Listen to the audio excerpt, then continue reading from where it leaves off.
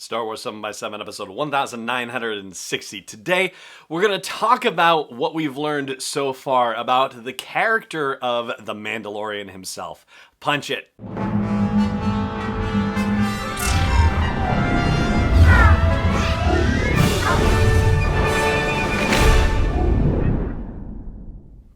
Hey Rebel Rouser, I'm Alan Voivod and this is Star Wars 7x7. Thank you so much for joining me for this episode. So, The Mandalorian has opened up a lot of doors, and not just within the Star Wars universe itself, but also within the series. A lot of questions that need to be answered, or at least need to be asked and considered and discussed.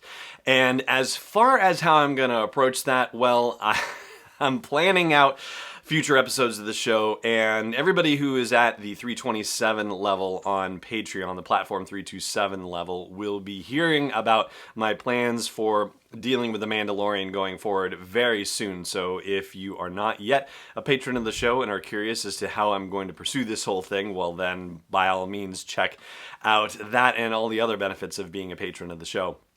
But for today, first of all, I will say that Chapter 2 of The Mandalorian has dropped as of the time of this episode, or at least I believe it will have, but not of the time of the recording of this episode, so there's nothing about Chapter 2 here. But I am going to talk about the character of The Mandalorian and what we've learned about him so far based on Chapter 1, and it is a spoiler episode in that sense. I'm not going to be talking about the major plot details of the episode so much, but it is a spoiler episode for things that we learn about the Mandalorian himself. So just, if you haven't seen Chapter 1 yet and don't want it spoiled for you, then save this episode of Star Wars 7x7 for a later date. But if you're good with me going, then let's go. So in the run-up to The Mandalorian's release, we heard about the fact that this is a guy who is sort of walking a moral line, and, that he might want to do good, but that he might be prevented from doing so. I'm paraphrasing some of the stuff that we were told about the Mandalorian's character leading up to the release of the show. One of the things that we learn about the Mandalorian early on is in his meeting with Greef Karga when he turns in his tracking fobs and Greef tries to pay him with Imperial credits. And the Mandalorian initially says, these are Imperial credits.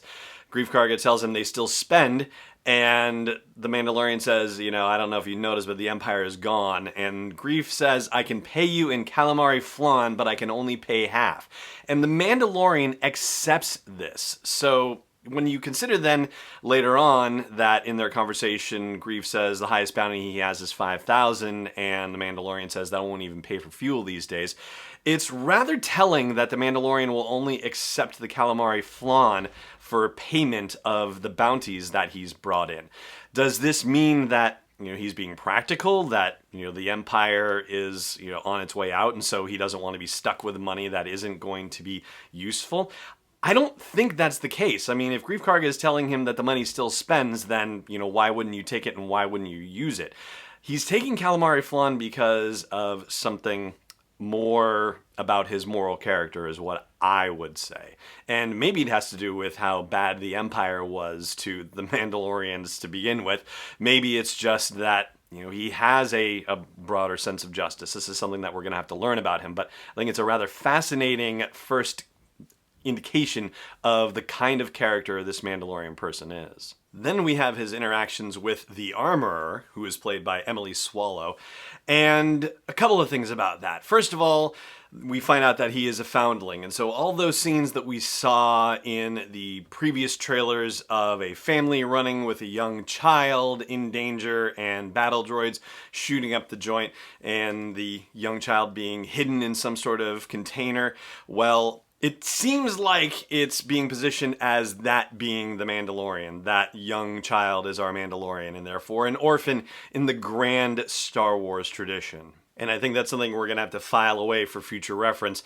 But as far as whether it has anything to do with that scene, which we will discuss after the break, I don't think so, and I'll explain why.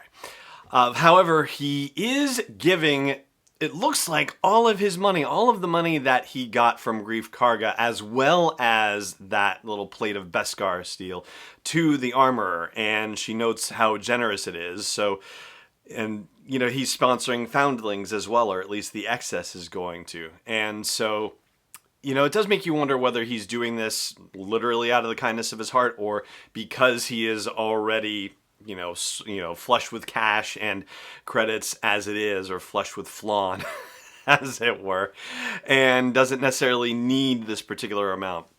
Hard to say for sure. We need a little bit more information, but I'm sure that he's perfectly aware that he is being generous with his money in the giving. But the Beskar and the note about it being good that it's back with the tribe, well, that could just be pure Mandalorian motivation anyway, especially if it was something that was lost in the Great Purge, which there's not a lot of information about, but the implication is that it had something to do with the rise of the Empire. So, yeah, Mandalorians sure don't seem to like the Empire very much, despite Boba Fett working with Darth Vader. And then there's the part where the Mandalorian offers money to Nick Nolte's Ugnaught and says, please, you deserve this, when he doesn't want to take it. So the fact that the Mandalorian is trying to insist on paying him for his services, well, that certainly seems like the Mandalorian is trying to be a good person to the best of his ability in this galaxy. I mean, he already had a deal to let the guy have his blurg and the other blurg that got caught in that whole foofara that happened when the Mandalorian arrived on the planet. But apparently the Mandalorian feels like the debt isn't paid and wants to do more, which is, again, rather interesting and speaks to his general good nature.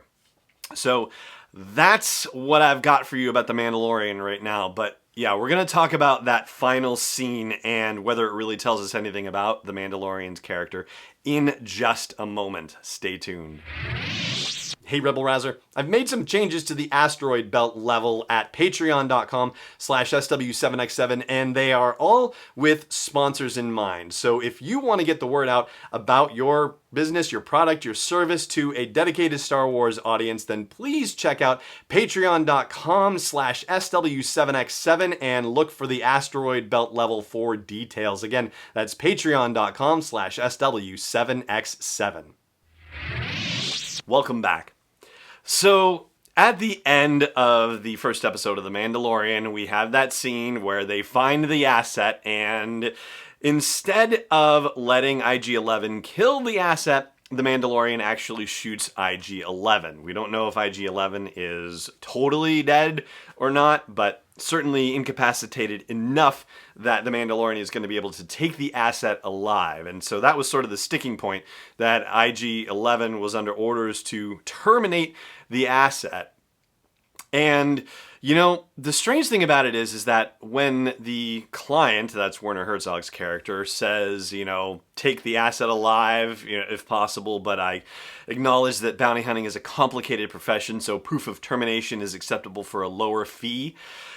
It's not in the Mandalorian's interest to let IG-11 shoot the asset, to kill the asset, because A, they're already talking about splitting the bounty to begin with, and so we're talking about a lowered bounty. And not only that, but it's lowered on the proof of termination side of things too, instead of being returned alive. So this character, just like Han Solo for Boba Fett in The Empire Strikes Back, is worth a lot more to the Mandalorian alive than dead, and worth a lot more to the Mandalorian if he doesn't have to share the bounty with IG-11. So there's every reason for the Mandalorian to shoot IG-11 without it having anything to do with whether he cares one way or the other about the life of this asset. And if you've already seen the first episode of The Mandalorian, you know what asset I'm talking about. I don't have to say it. And if you haven't watched the first episode of The Mandalorian yet, then by all means do.